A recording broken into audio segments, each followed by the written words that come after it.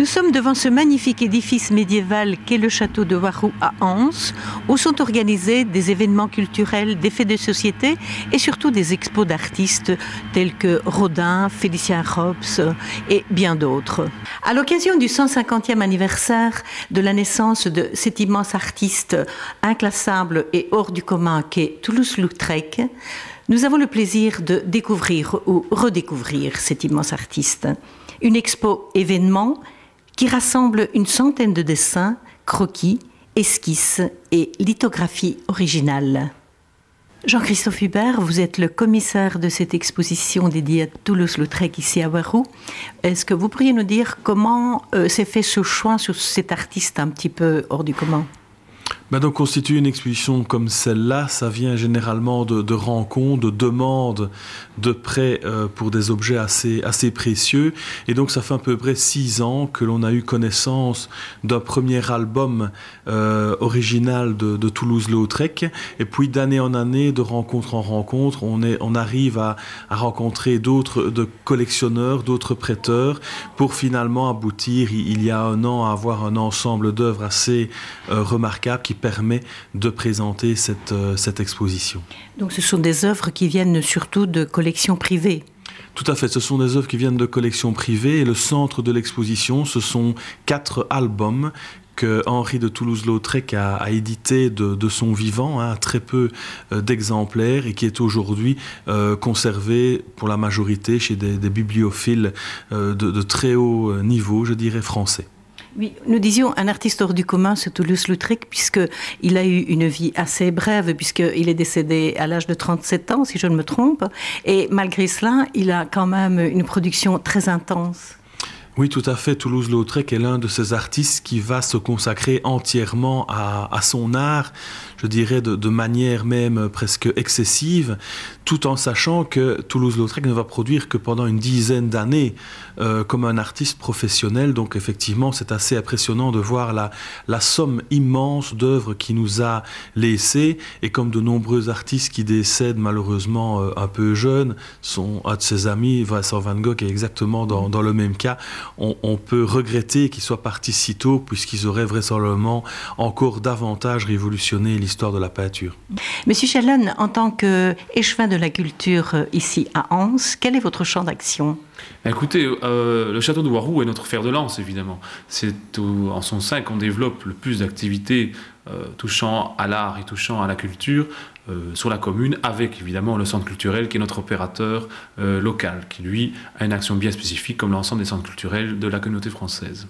Le château de Warroux, comme vous dites, c'est votre fer de lance. Il y a des expositions d'artistes, mais il y a aussi d'autres activités ici dans le château. Voilà, tout à fait. Donc depuis que nous l'avons acquis en 2005, on y a développé une activité permanente d'exposition. Exposition d'art, exposition également d'histoire, mais aussi, au-delà, nous avons un peu dépassé le phénomène en accueillant des événements grand public, spectacles son et lumière. Je pense aussi à des journées dédiées aux artisans, des villages animés de différentes thématiques et qui ont toujours un grand succès auprès du public et que nous essayons donc de renouveler et de recommencer chaque fois que c'est possible.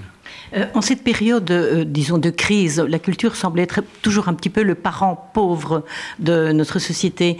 Comment est-ce que vous luttez contre cela, justement, pour mettre en valeur, malgré tout, la culture ? Je crois que c'est justement quand les périodes de crise sont fortes qu'il faut que la culture soit présente.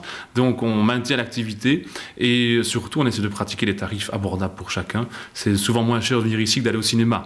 Et puis on profite aussi d'un art différent. On met la culture et l'art à la portée de tous, aussi bien des enfants, avec des parcours thématiques qui leur sont spécialement dédicacés.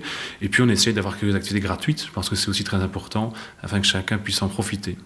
Et justement, ici, le château de Warroux met l'accent justement de l'art ouvert à tous et aussi surtout aux enfants, puisqu'il y a toujours des itinéraires adaptés pour les enfants. Oui, exactement. On a depuis l'exposition Miro certainement développé cette spécialisation, reconnue d'ailleurs par la ministre Simonet à l'époque, et on accueille comme ça pas loin de 500 enfants par semaine au moins, qui viennent de toute la Fédération Wallonie-Bruxelles pour visiter ces expositions. Ils ont un parcours vraiment à leur hauteur, avec un dossier pédagogique pour les enseignants, des guides spécialisés qui sont d'anciens ou d'actuels enseignants également qui peuvent comme ça donner une plus-value à l'exposition. Et on est donc capable de démontrer l'intérêt et d'éveiller quelque chose chez les enfants dès la maternelle jusqu'aux beaux-arts. Et donc on a comme ça tous les âges qui se succèdent parmi l'enseignement. Oui, puisque j'ai entendu dire aussi qu'il y a des enfants, des écoles qui prennent le thème de l'expo de Warhou et qui font leur thème pendant toute l'année. Je pense notamment à Follon qui a eu un grand succès. Oui, Follon, c'était la première exposition et c'est clair qu'elle a eu un énorme succès auprès de tout le public, mais aussi auprès des enfants et des jeunes enfants. Miro, moi je me souviens encore d'un petit garçon qui nous racontait, mais il est mort monsieur Miro, mais quelle tristesse. Et donc vraiment, ils étaient passionnés par cet art et cette manière de découvrir le surréalisme notamment avec différents artistes et je crois qu'on les touche assez bien. Et puis, au-delà de ça, on ouvre aux enfants, on ouvre aussi à tout le monde. Le château a été privé, il est d'origine médiévale, il a été privé jusque maintenant. C'est que depuis 2005, qu'il est de domaine public et qu'on a ouvert les portes. Et donc, on a toujours cette volonté de permettre au public de se l'approprier avec toutes les activités que l'on mène. Donc, aussi bien des expositions d'art très sérieuses que des concerts d'art lyrique ou de musique classique, mais aussi des événements plus festifs, comme la bière de Warhou que nous venons de développer, un superbe produit qu'il faut découvrir à tout prix et qui est brassé pour nous par Cursus, la brasserie de la Principauté, qui est en vente ici au château. Merci bien, Monsieur Chalane. Plaisir.